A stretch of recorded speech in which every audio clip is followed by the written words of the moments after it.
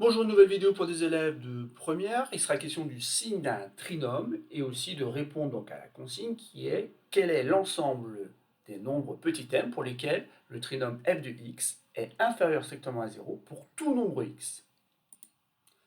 Alors l'exercice que je vous propose donc est composé de plusieurs consignes. Donc dans un premier temps, donc, on donne le trinôme f de x qui est égal à mx au carré plus 4x plus 2 facteurs de m-1 avec un petit m qui est différent de 0. Sinon, on n'aurait pas un trinôme du second degré. Et donc, il faut bien comprendre ici que notre trinôme, f de x, dépend d'un paramètre petit m. Et justement, la première consigne, elle nous pose la question, pour quelle valeur de petit m l'équation f de x égale 0 a-t-elle une seule solution? Il faudra alors calculer donc cette solution. Deuxièmement, petit a, quel est l'ensemble des nombres petit m pour lesquels l'équation f de x égale 0 a deux solutions distinctes? Et petit b, enfin, quel est l'ensemble des nombres petit m pour lesquels f de x est toujours inférieur strictement à 0, autrement dit pour tout nombre x. Alors encore une fois, notre trinôme dépend d'un paramètre petit m, ce qui est en fait la difficulté un petit peu de cet exercice. Il faut bien comprendre que x est la variable qui permet de construire le trinôme, mais petit m est un paramètre. Un paramètre, c'est un nombre qui peut prendre plusieurs valeurs et qui fait que donc les coefficients du trinôme de x peuvent changer. Donc je vous laisse appuyer sur pause, essayez donc de répondre à ces consignes. Simplement après, vous pouvez lire la suite de la vidéo afin d'avoir une correction de cet exercice. Alors passons à la correction de cet exercice. Et donc dans un premier temps, il faut déterminer pour quelle valeur de petit m l'équation f de x égale 0 admet une seule solution. Alors encore une fois ici, donc f de x est bien un trinôme du second degré. Donc tout de suite, on doit penser à l'expression du discriminant. En effet, on reconnaît un trinôme du second degré avec un coefficient petit a qui est égal finalement à m, un coefficient petit b qui est égal à 4 et enfin un coefficient c qui est égal donc à 2 facteurs de m moins 1. Et donc maintenant, il s'agit d'exprimer le discriminant de ce trinôme en fonction du nombre petit m. Alors le discriminant est donné par la formule b carré, donc 4 au carré, moins 4 multiplié par a, qui vaut ici m, multiplié par c, qui vaut 2 facteurs de m moins 1. Alors bien sûr, cette expression-là, on va développer cette expression et réduire. Et on va obtenir donc en premier temps ici 16. Ici, on a 4m multiplié par 2, ça va faire 8m si vous voulez dans un premier temps. Tout ça facteur de m moins 1. Mais il va falloir encore aller un peu plus loin et écrire donc que c'est 16 moins 8m au carré plus 8m.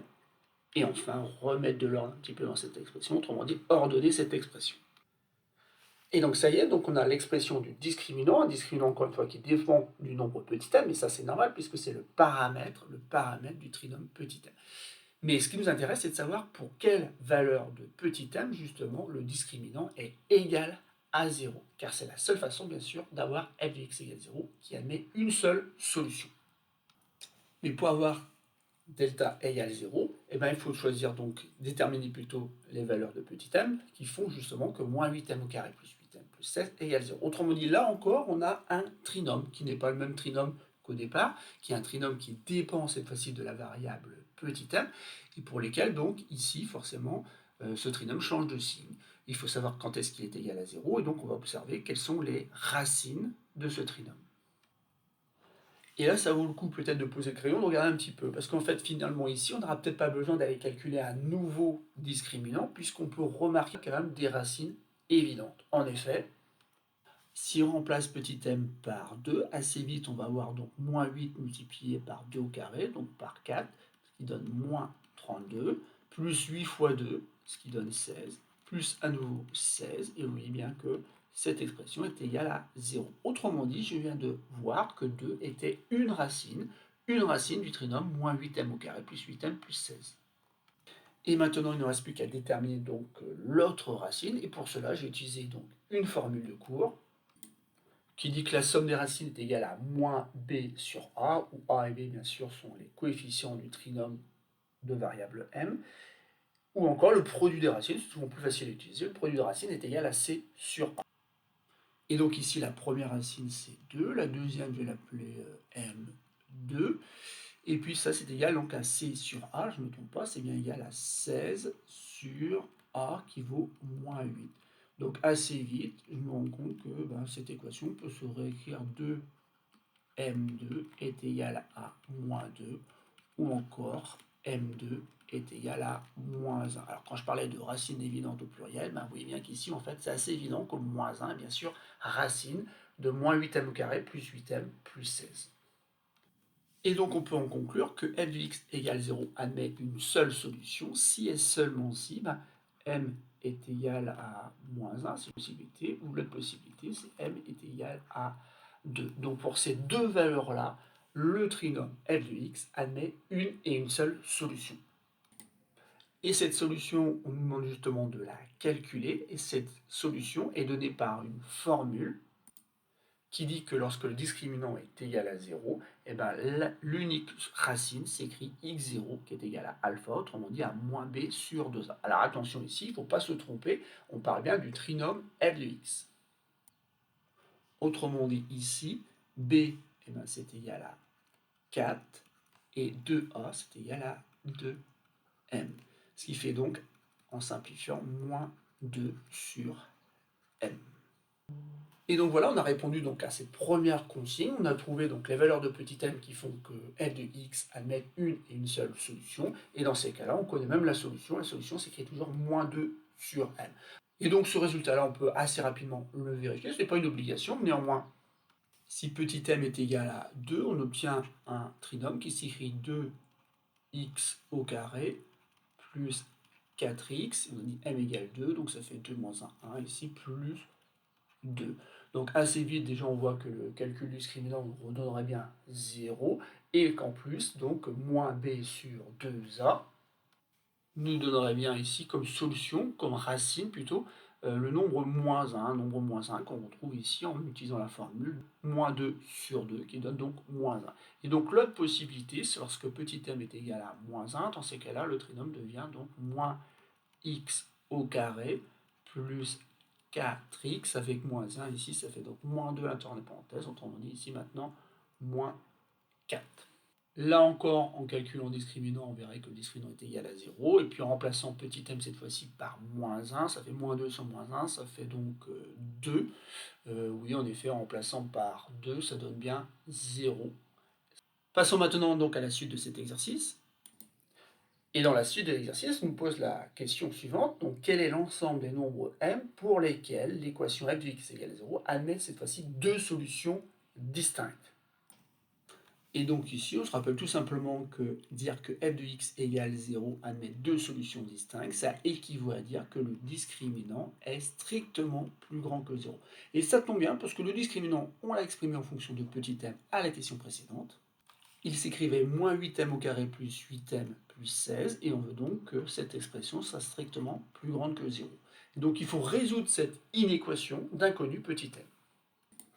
Et il est donc important bien sûr de se rappeler de cette propriété qu'on peut formuler comme ça, f de x qui est égal à x au carré plus bx plus c est toujours du signe de a, avec a bien sûr différent de 0, sauf éventuellement entre ses racines. Donc un trinôme du second degré est tout le temps du signe du coefficient a, sauf entre ses racines s'il y en a. Et donc ici on sait qu'il y a déjà deux racines pour le trinôme, ici moins 8m au carré plus 8m plus 16, qui sont moins 1 et 2.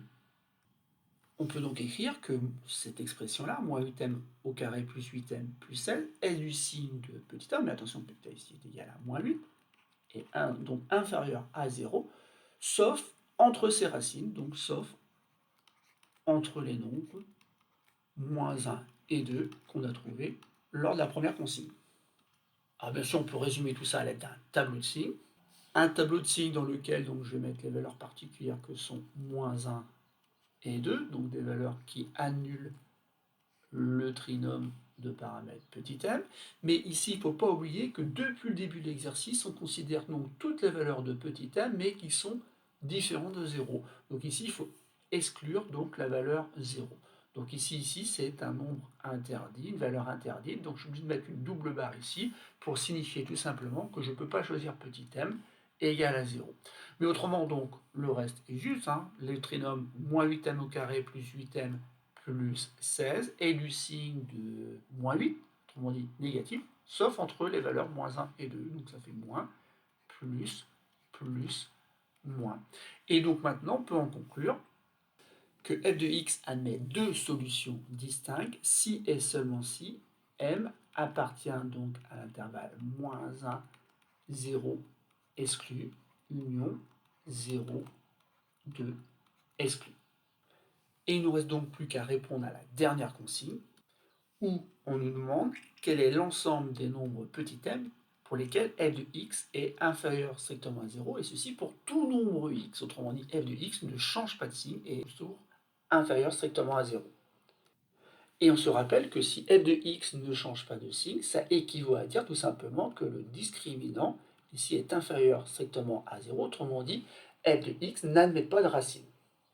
Et donc on voit qu'il y a deux possibilités, soit petit m dans un premier temps appartient à l'intervalle moins l'infini moins 1, soit il appartient à l'intervalle 2 exclu plus l'infini. Sauf que si dans un premier temps m appartient à l'intervalle moins l'infini moins 1, alors f de x est tout le temps du signe de petit a, et petit a ici encore une fois on se rappelle que c'est m, sauf qu'ici, m est forcément inférieur à 0. Autrement dit, ici, ça fonctionne bien. Si m appartient à l'intervalle moins l'infini 1, et bien dans un premier temps, le discriminant est inférieur strictement à 0, donc il n'y a pas de racine, ce qui veut dire que c'est tout le temps du signe de a, avec un a qui est égal à petit m, mais qui est forcément strictement négatif. Par contre, si m appartient à l'intervalle 2 exclu plus l'infini, alors f de x, pour les mêmes raisons, est tout le temps du signe de a, puisque le discriminant est encore une fois inférieur strictement à 0, mais a est égal à m, avec un m qui ici sera forcément positif, puisqu'il prend une valeur entre 2 exclus et plus l'infini.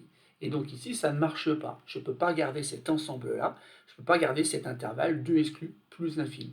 Et donc ces résultats-là, donc on peut les illustrer à l'aide d'un logiciel de géométrie dynamique. C'est par cela que je vais finir donc ma vidéo en observant donc ce qu'on obtient lorsqu'on change la valeur de petit m.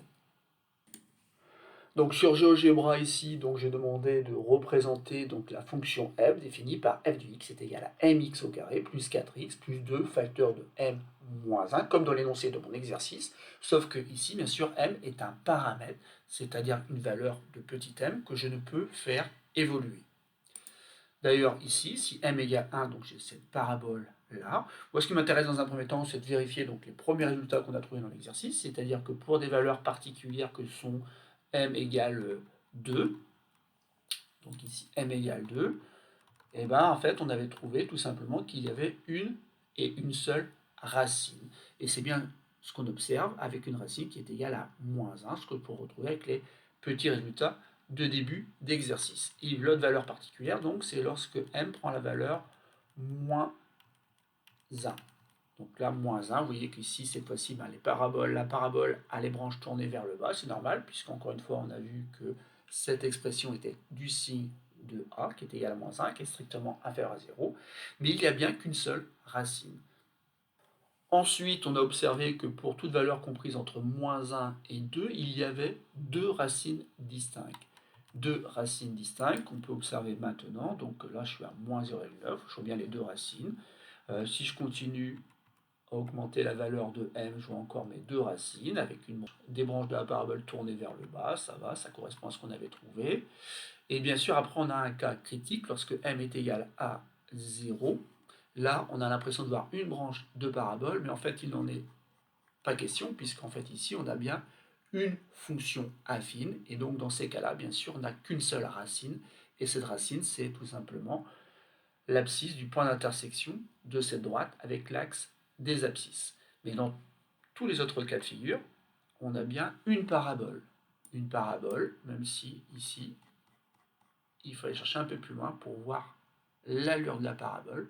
Et donc, on a bien deux racines distinctes. Donc, dès lors qu'on est entre moins 1 exclu et 2 exclu, on a bien ces deux racines qu'on voit assez facilement avec le logiciel de géométrie dynamique. Et voilà, je suis à 2. Et là, en fait, je n'ai plus qu'une seule racine. Et enfin, dans cet exercice, on a vu que bon, si m est inférieur strictement à moins 1, et ben, l'expression, le trinôme était inférieur strictement à 0. Donc ce que je vais vérifier maintenant en prenant des valeurs strictement inférieures à -1, je vois bien ici en effet que j'ai une parabole qui ne couple plus l'axe des abscisses. Et donc cette expression-là, ce trinôme-là, garde toujours le même signe, un signe qui est négatif. L'expression est donc strictement négative pour toute valeur de petit m inférieure strictement à -1. Voilà, c'est tout pour cette petite vidéo. Il s'agissait ici en fait tout simplement d'étudier le signe d'un trinôme qui dépendait d'un paramètre petit m.